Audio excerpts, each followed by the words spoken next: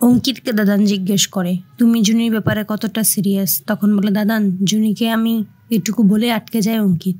তার ভালোবাসার কথা জুনির সামনে প্রকাশ করতে পারে না। হ্যাঁ বন্ধুরা, এমনটাই দেখতে পাবো আমরা কথা সিরিয়ালের আগামী পর্বতে। কর্তা দিদা জুনি আর অঙ্কিতের হাত মিলিয়ে দিয়ে বলে, তোমরা দুটিতে ভালো থেকো, জীবনে অনেক বাধা আসবে, সব বাধা কাটিয়ে দুজন দুজনের সাথে ভালোভাবে বাঁচতে পারো। পারবে তো? জুনি বলে, চেষ্টা করব। তখন কথাকে বলে, তুমি সব ব্যবস্থা করে ফেলো, কিছু নিয়ম তো আছে, সেগুলো মানতে হবে।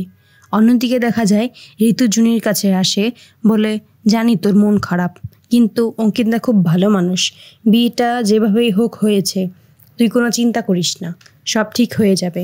অঙ্কিত জুনির সাথে কথা বলতে আসে, তখন জুনি বলে, আপনি কেন এই বিয়েটা করলেন? আমার মতো মেয়ের সাথে নিজের জীবনটা জড়ালেন। তখন অঙ্কিত বলে, আমি আপনার সব অতীত জেনেই আপনাকে বিয়ে করেছি, এতে আপনার কোনো দোষ নেই।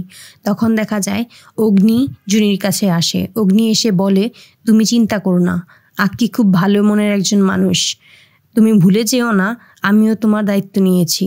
পিসিয়া এসে কথাকে বলে, আজকে তো ওদের কাল রাত্রি, জুনিকে তো একা রাখা ঠিক হবে না, তুমি যদি ওর সাথে থাকতে।